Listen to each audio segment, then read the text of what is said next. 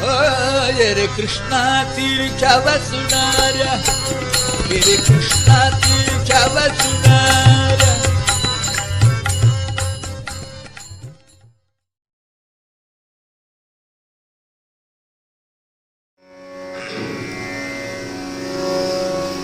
थोडा वेळ नामस्मरण करून उत्तरांचे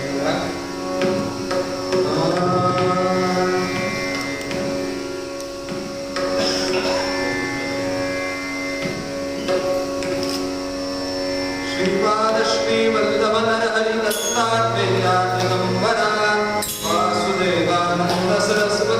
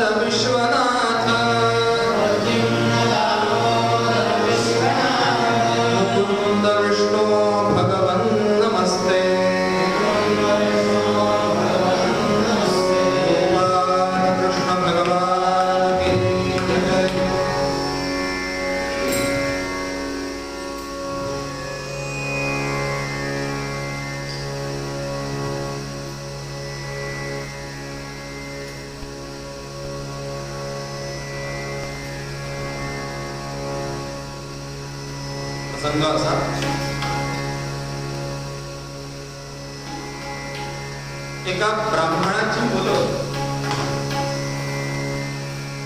पण तिघेजण मात्र राक्षस ठरले आणि एक मात्र भगवंतांचा भक्त ठरला.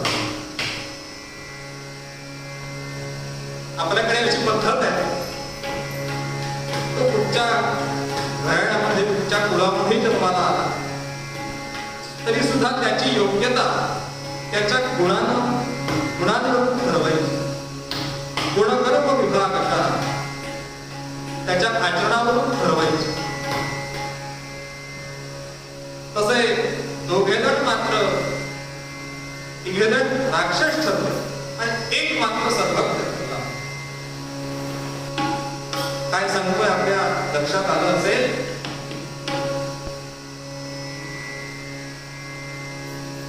गुरुचरित्रामध्ये सुद्धा ती कथा आलेली आहे. पुलस्त्य नावाचे महामुनी आणि त्यांची पत्नी कैकशा यांना 4 मुलं झाली. 3 मुलगे 1 मुलगी. त्यापैकी 2 मुलगे 1 मुलगी राक्षस ठरली आणि 1 भगवंतांचा भक्त झाला. कोण सांगतो?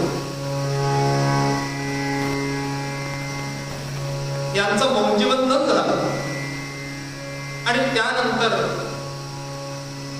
यांनी ब्रह्मदेवांना प्रसन्न करून घेण्याकरता म्हणून तपश्चर्या सुरू केली. घोर अशी तपश्चर्या. एका पायावर उभं राहून अन्न पाणी वर्ज करून तपश्चर्या सुरू झाली आणि ब्रह्मदेवांपर्यंत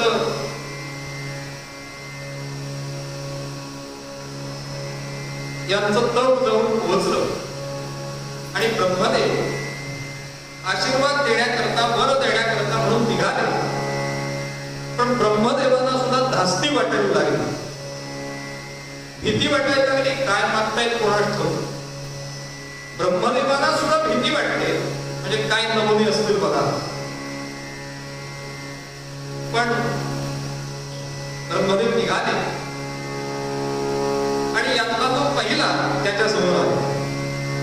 घोर अशी तपश्चर्या. अशी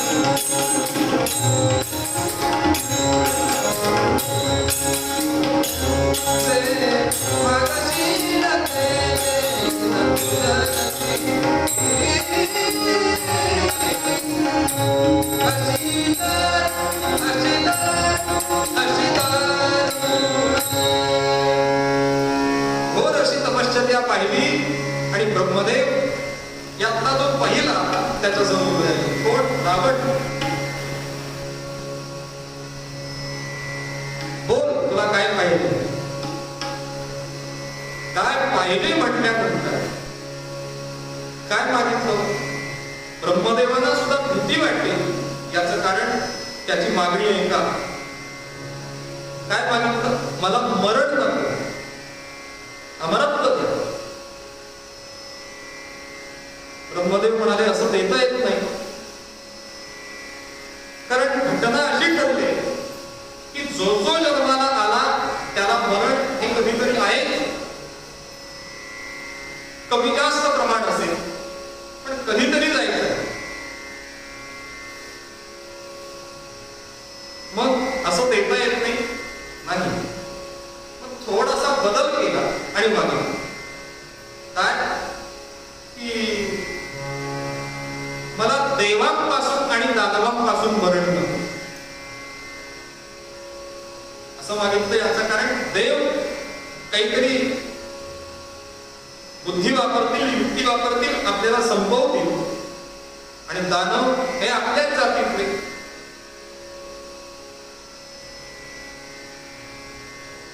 ते सुद्धा आपल्याला कधीतरी त्यांच्यापासून सुद्धा आपल्याला धोका आहे.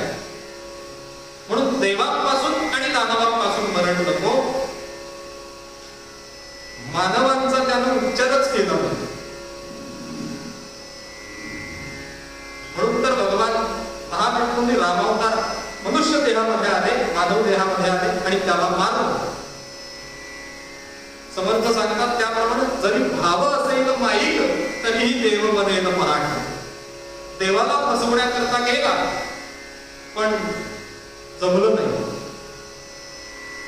मानवांचा त्यानं उच्चारच केला नाही, म्हणजे मानवांना किंमतही ठेवली नाही. का? कारण माणूस थंड आहे.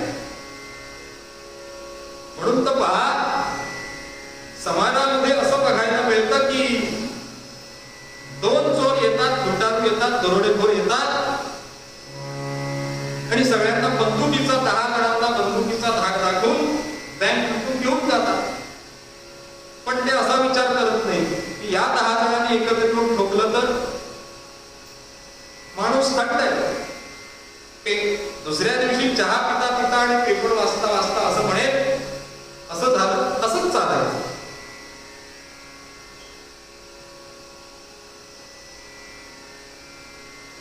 रावणानं हे मागितलं, बदल करून देवांपासून आणि दानवांपासून मरण नको. ब्रह्मदेव तथास्तु म्हणाले. आणि यातला तो पुढचा तो म्हणजे कुंभकर्ण. त्याला मागायचं होतं इंद्रपद. म्हणून पहिल्यांदा हे मागितल्यानंतर दुसऱ्या वेळी ब्रह्मदेवानी सरस्वती मातेची प्रार्थना केली आणि तुला सांगितलं की त्याची जिव्हा जडत्व दे त्याच्या जिव्हेला. म्हणून त्याला मागायचं होतं इंद्रपद, पण झालं निद्रपद. परिणाम 6-6 महिने झोपायचा. तो झोपेतून उठवण्याकरता त्याला काय लागायचं आपण रामायणामध्ये ते बघितलं. असं त्याला उठवायला लागतं. आणि यातला जो तिसरा तो म्हणजे विभीषण, त्यानं काय मागितलं, त्याच्याजवळ ब्रह्मदेव गेले. वरपुरोही तुला काय पाहिजे, काय पाहिजे म्हटल्यानंतर त्यानं एकच मागणं मागितलं की माझी ही काया, माझा हा देह सज्जनांच्या कार्यामध्ये त्याचा उपयोग होईल. भगवंताची भक्ती माझ्याकडून घडवली. ब्रह्मदेव तथास्तु म्हणाले आणि सत्य लोकांमध्ये निघून गेले. यानंतर ह्या 2 भावांनी ब्रह्मदेवांचा वरप्राप्ती झाल्यानंतर आणि आपल्या ताकदीवर काय केलं, पाताळलोक जिंकला, सगळं त्रिभुवन जिंकलं. इंद्रावरती स्वारी, स्वर्गावरती स्वारी करून गेले, सगळं त्रिभुवन जिंकलं आणि सगळे देव आपल्याकडे कामाला लावले. आपली लंका सुवर्णाची केली. रम्य ही स्वर्गाहून लंका तिच्या कीर्तीच्या सादर लहरी वादविती डंका.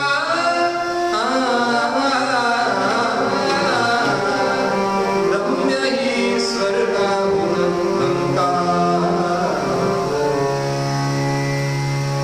आपली लंका सुवर्णाची केली आणि त्या लंकेमध्ये रावण राज्य करतोय. पण रावण सुद्धा साधा होता. रावण सुद्धा साधा नव्हता. रावणाजवळ जर 10 शास्त्री पंडित वाद घालायला जर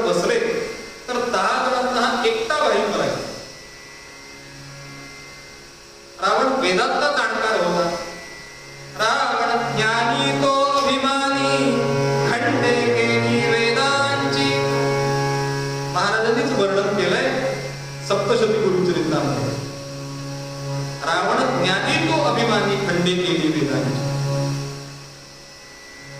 त्यानं वेदांचे भाग केले. याज्ञवल्क्य मुनींनंतर वेदांना कोणी हात घातलेला नव्हता. असा रावण, त्याच्याकडे सगळे देव कामाला होते.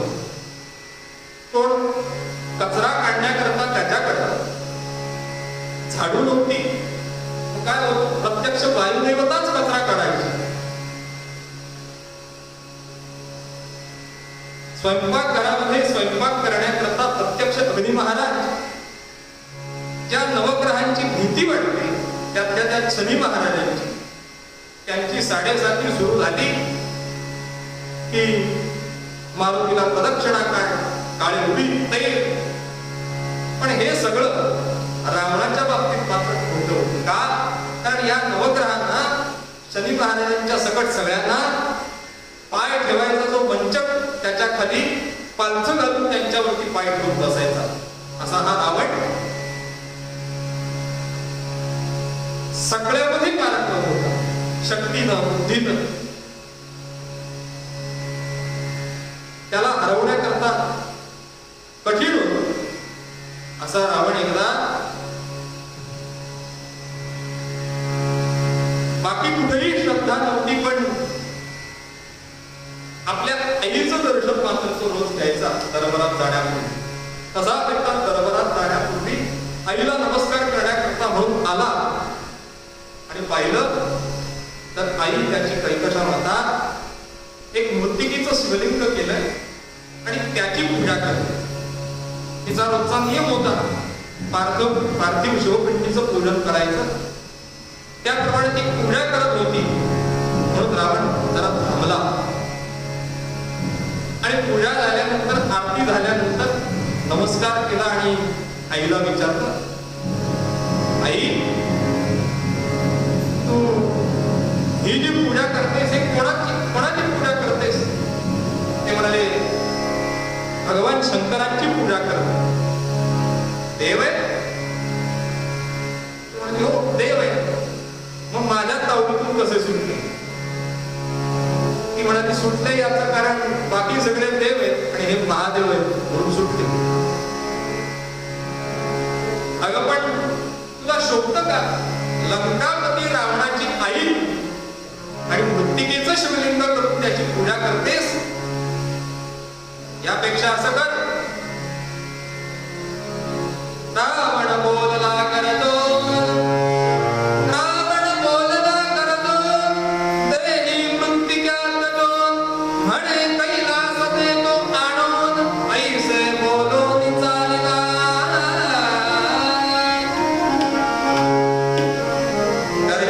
हे बघ, ही मृत्तिका घे आणि फेकून दे. तुला भगवान शंकरांची पूजा करायची आहे ना, प्रत्यक्ष कैलासच घेऊन येईल. आणि असं बोलून थांबला नाही, निघाला. आणि हा म्हणता कैलासावरती पोचला. आणि कैलासावरती आला तर सगळं शांत प्रसन्न वातावरण.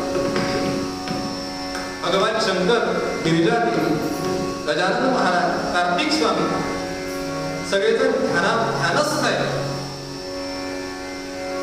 म्हणून थोडा वेळ तिथं थांबला. ऐसे बोलनी,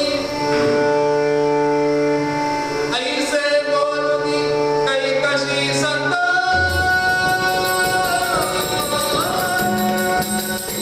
ऐसे बोलनी कैकशी संत, जाई कैलासासी. ऐसे बोलनी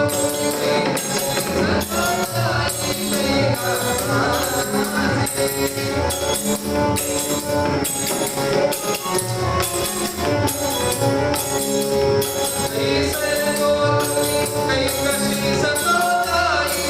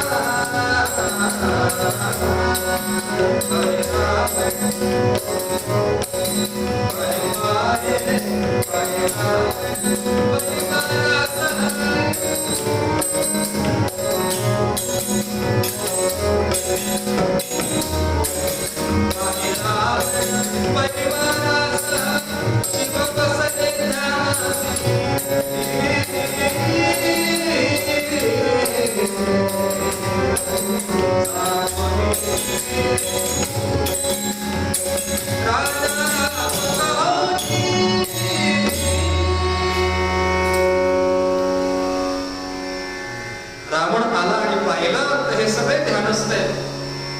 म्हणून त्यानं असा विचार केला की यांना ध्यानातून जागा करण्यापेक्षा आईला शब्द देऊन आलोय ना, कैलासा सकटच उसळून घेऊन जा.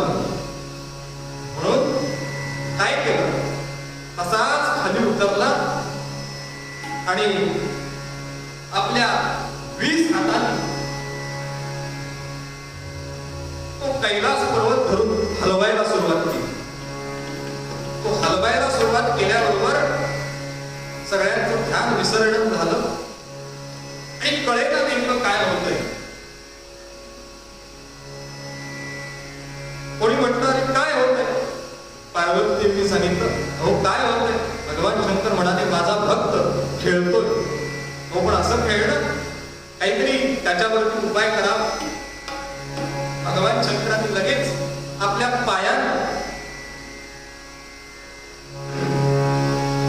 पायाच्या अंगठ्यानं जरासा त्या कैलास पर्वतावरती जोर दिला, दाब दिला आणि त्यामध्ये दाब दिल्याबरोबर हा त्यामध्ये सापडला, चिरडला गेला.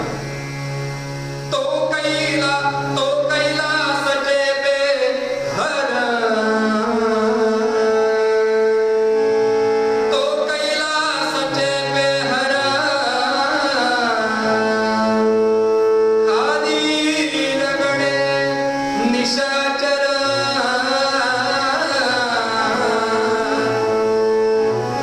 मरणोन्मुख करी स्तोत्र, तेने हर प्रसन्न हो.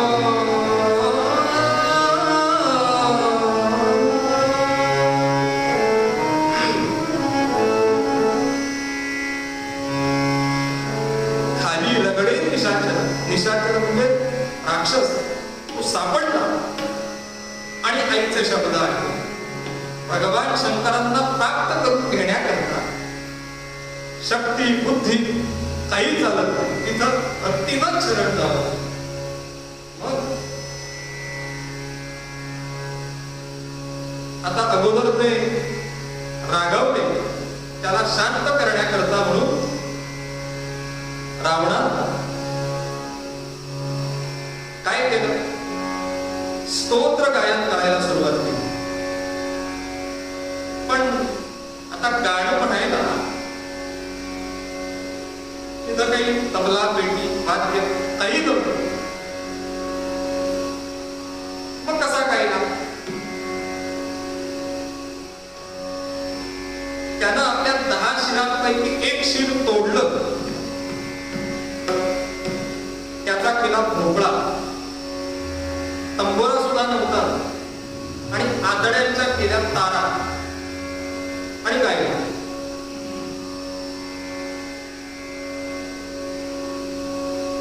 मग तुम्ही असा प्रश्न विचाराल की जर डोकं तोडलं, आतड्यांच्या तारा केल्या, म्हणजे जिवंत कसा होता.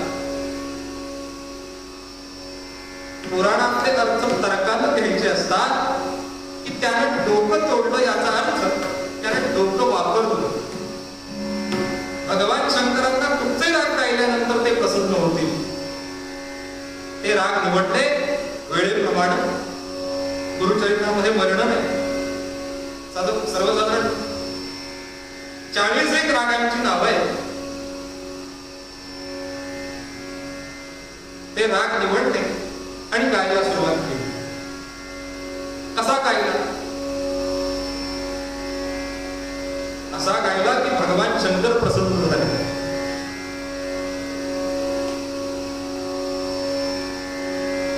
गायला सुरुवात केली. शंकर भंडारी भोले, शंकर भंडारी भोले, शंकर भंडारी भोले, शंकर भंडारी भोले, शंकर भंडारी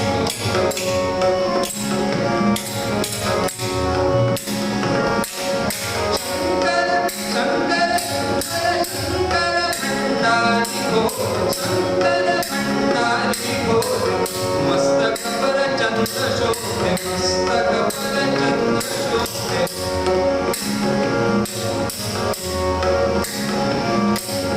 मस्तक पर चंद्र शोभे, मस्तक पर चंद्र शोभे, अंगन हो भस्म, अंगन हो भस्म, नंदीगण संतोषे, शंकर भंडारी भोले, शंकर भंडारी भोले, शंकर भंडारी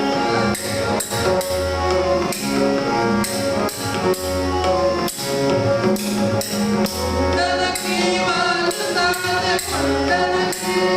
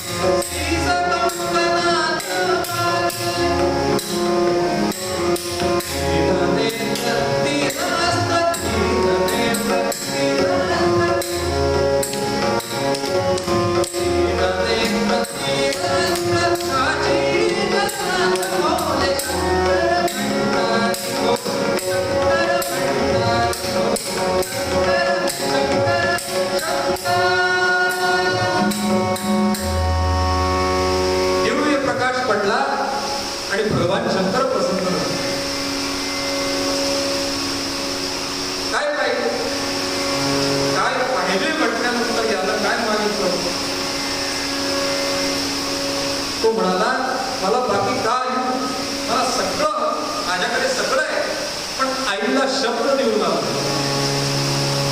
की तुम्हाला घेऊन लंकेमध्ये येईल. भगवान शंकर म्हणाले तसं जमणार नाही, मला कैलास सोडून येता येणार. मग पण तुला अगदीच नाराज करत नाही, गळ्यातून आत्मलिंग काढलं आणि रावणाला दिलं आणि सांगितलंय बघ हे लिंग घेऊन जा. तीनही वेळेला स्नान करून शुचिर्भूतपणा रुद्राभिषेक करून जर पूजा करशील, असा जर 3 वर्षाचा नियम साधशील तर मत स्वरूप आणि तुझी लंका हेच कैलास होते. बघा 3 वेळेला स्नान करून शुचिर्भूतपणाने रुद्राभिषेक करून पूजा केल्यानंतर मत स्वरूप होशील आणि तुझी लंका हेच कैलास होईल. काय आशीर्वाद दिला बघा. रावणाला आनंद झाला, ते आत्मलिंग घेऊन निघाला आणि थोडं पुढं गेला आणि भगवान शंकरांनी सांगितलं एक लिंग घेऊन जातोय, पण एक लक्षात ठेव की लिंग घेऊन जात असताना वाटेमध्ये कुठंही लिंग ठेवायचं का, कारण ज्या ठिकाणी ठेवशील त्याच ठिकाणी ते राहील. म्हणून असं कर, जिथं लंकेमध्ये मध्ये स्थापना करायची तिथंच देऊन ठेव. म्हणून रावण निघाला पण हे सगळं मात्र एकटे पाहत होते. कोण?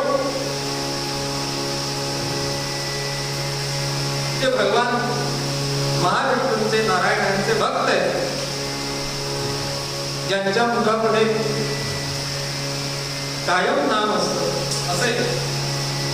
त्याने हे सगळं पाहिलं आणि तिथून जे निघाला. कोण? नारायण नारायण नारायण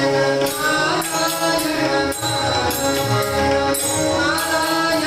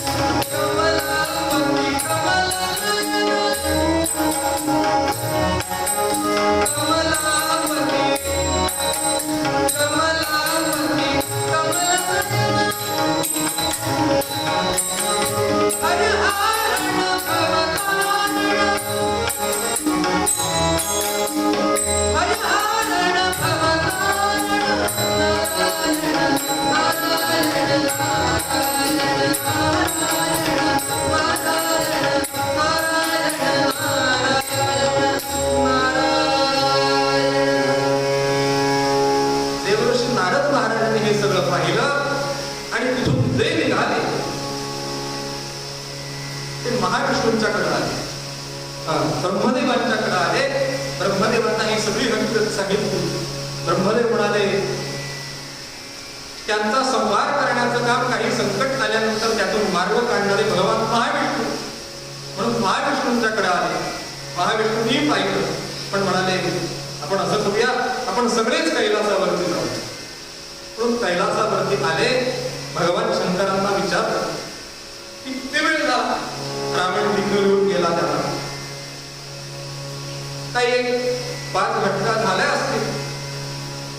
मग आता देव ऋषींना सांगितलंय, बघा तुम्ही असं करा, तुम्ही जाऊन त्याला थांबवा आणि इकडं जे संकट आलंय ते निवारण होण्याकरता, म्हणून संकट निवारण कोण करेल? म्हणून गजानन महाराजांनी प्रार्थना केली. व्यवहार कसा असतो? मुलांनी चुका कराव्यात आणि वडिलांनी दुरुस्त कराव्यात. पण काही ठिकाणी उलट होतं ना, वडीलधाऱ्यांचं काही चुकलं तर तिथं मुलाने सांभाळून घ्यावं. म्हणून गजानन महाराजांची प्रार्थना केली. ओंकार गणराज गुणेश्वर, ओंकार गणराज गुणेश्वर, सकलांची देवता,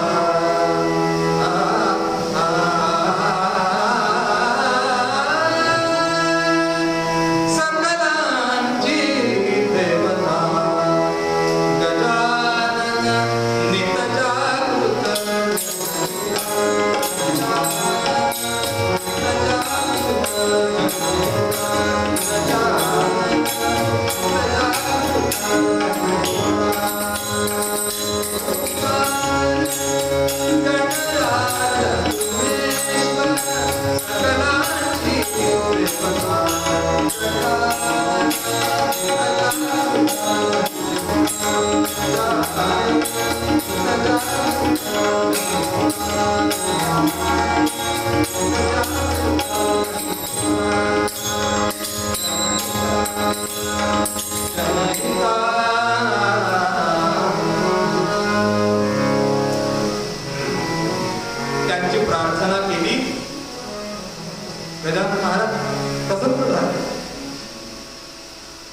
सांगितलं की तुम्ही काय करायचं, लहान मुलाचं रूप घेऊन जायचं, गुराख्याचं रूप घेऊन जायचं आणि त्याला थांबवायचं. गजानन महाराज म्हणजे ठीक आहे, पण मला खाऊ द्या. लहान मुलं खाऊ दिल्याशिवाय काम करत नाहीत ना, म्हणून त्याने जय जय मागितलं. पंचखाद्य द्या, तिळाचे लाडू द्या, गुळ खोबरं द्या, शेंगदाणे द्या. जे जे मागितलं ते सगळं दिलं. आणि हे सगळं घेऊन गजानन महाराज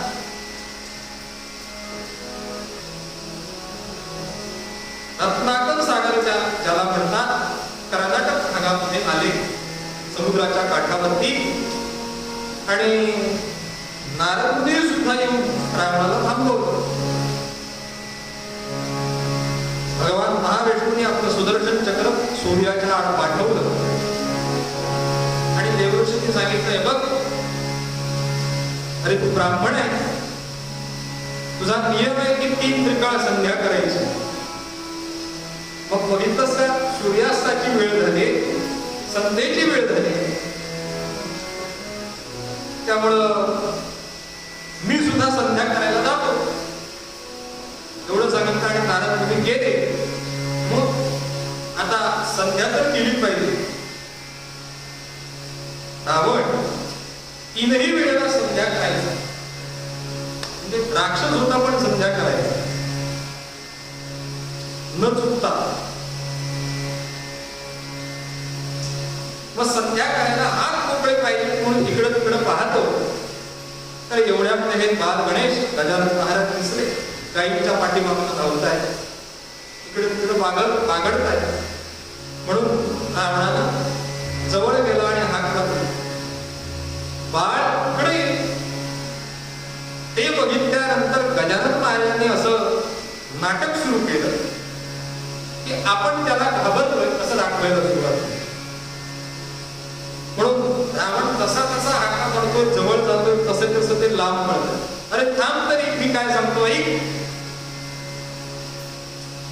तो म्हणतोय, मला तुमची भीती वाटते. अरे घाबरू नकोस, माझं एक छोटं काम आहे. काय की मी संध्या करतो, तोपर्यंत हे आत्मलिंग तुझ्या जवळ ठेव.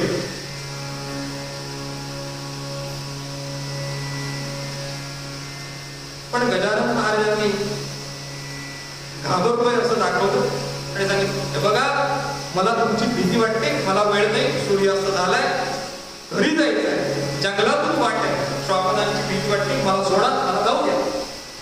अरे पण ऐक तरी, मला तर नाही, मला सोडा, जाऊ द्या. मग काहीतरी प्रयत्न केल्यानंतर गजानन महाराजांनी मान्य केले. सगळे देव आकाशातून बघतायत आणि सांगतायत, तो रावण द्यायला तयार झालाय आत्मलिंग, आणि हे नको म्हणताय. असं कसं? दिलं ते देतो, घ्यायचं ना. पण दिलं आणि घेतलं असं कधी होतं का? आपण समजा कोणाकडे गेलो, या बसा, काय चहा घेणार? मग कॉफी थोडी नको, मग दूध तेही नको नको म्हटल्याशिवाय आग्रह करत नाही. मग फ्रीज मध्ये लिंबाचं सरबत करून ठेवलेलं आहे. पण आणा, उपकार केल्यासारखं सांगतो, खरं तर लिंबाचं सरबतच पाहिजे असतं. पण नको नको म्हटल्याशिवाय आग्रह करत नाही. म्हणून गजानन महाराज नको म्हणतायत. रावण अरे थांब तरी, घे. मग शेवटी असं ठरलं, मी लिंग घेईन, पण माझी वेळ झाली की मी तुम्हाला 3 हाका मारेन. त्या 3 हाका व्हायच्या आत जर तुम्ही आला तर तुमचं लिंग तुम्हाला देईन, नसेल तर लिंग तिथंच ठेवेल आणि मी माझ्या वाटेने घरी जाईल. रावण म्हणला, ठीक आहे, आत्ता येतो म्हणून सांगून रावण गेला आणि संध्येला सुरुवात केली. आचमन झालं, प्राणायाम, संकल्प झाला, वस्त्रधारण झालं, अर्घ्यदान झालं. आणि इकडं गजानन महाराजांनी ते लिंग घेतलं, आपल्या डोक्याला मस्तकाला लावलं आणि त्यांच्याशी संवाद साधला. वा बाबा, तुम्ही लंकेमध्ये जाणार होता म्हणे, पण मी तुम्हाला बरं जाऊ दे. रावणानं जपाला सुरुवात केली आणि गजानन महाराजांनी पहिली हाक मारली. सगळेजण देव सांगताय, पुढे ना आकाशात ठेवा ठेवा ठेवा तेव्हा ते ठेवा काय, त्याला सांगितलंय 3 हाका मारेल म्हणून, ठरल्याप्रमाणे व्हायला नको. म्हणून जपाला सुरुवात झाल्यानंतर पहिली हाक मारली. अहो रावण महाराज, संध्या झाली का? जप करतोय, बोलायचं नाही. म्हणून पुढे जाऊन सांगितलं, थांब आलो. पण एक हाक झाली, लगेच दुसरी, लगेच तिसरी, 3 हाका मारून मोकळे झाले. मग रावणाच्या लक्षात आलं की 3 हाका मारायच्या ठरले. 10 मिनिटाच्या अंतरानं 3, ती एका श्वासात 3, हे कुठचं ठरलं. 3 हाका मारून मोकळे झाले आणि सांगितलं, बसा, संध्याच करत बसा. म्हणून ते लिंग घेतलं आणि सगळ्या देवांच्या साक्षीनं ते लिंग स्थापना केली. नमः पार्वती पते हर हर महादेव.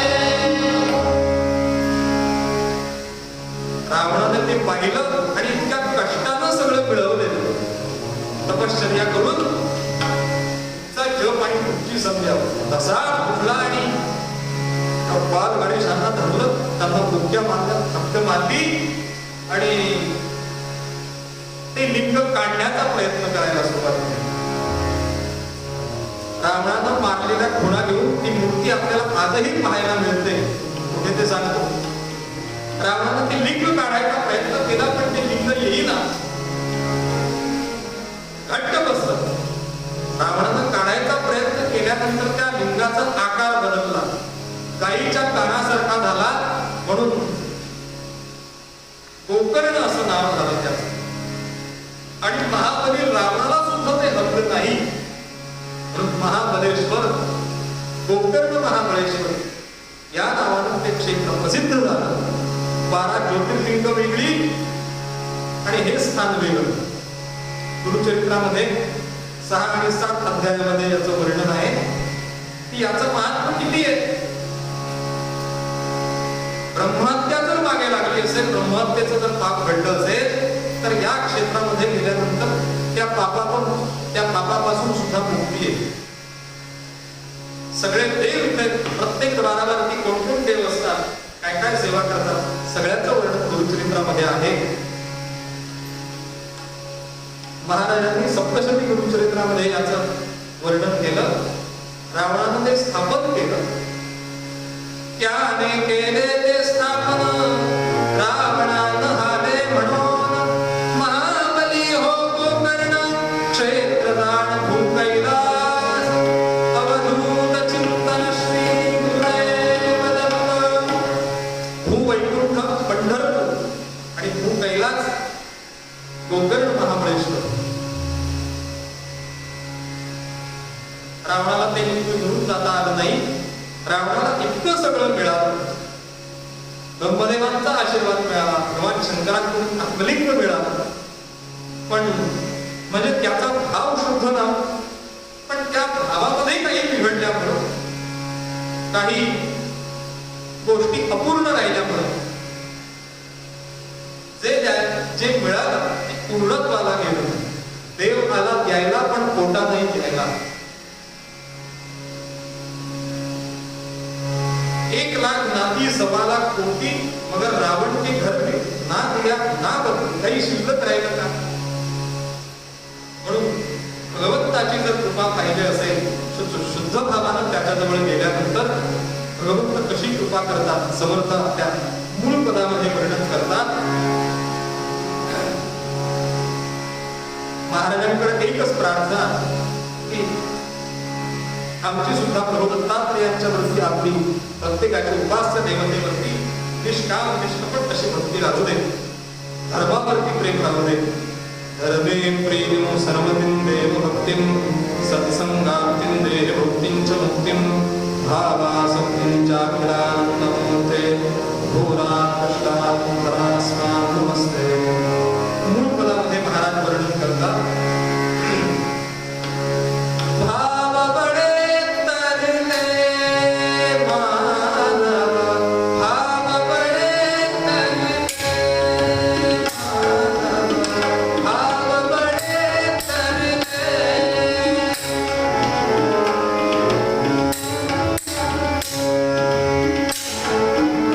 सारा सार विचार विलोनी, सारा सार विचार विलोनी, भवा निस्तरले मानव, निजपदी स्थिरले मानव, भाव बळे तरले मानव, भाव बळे तरले मानव, भाव बळे तरले भाव बळे तरले, भाव बळे तरले, भाव बळे तरले मानव. अवधूत चिंतन श्री गुरुदेव दत्त. देवतान देवाची वाचन सर्व भावागुण गायन नावडीये समाज.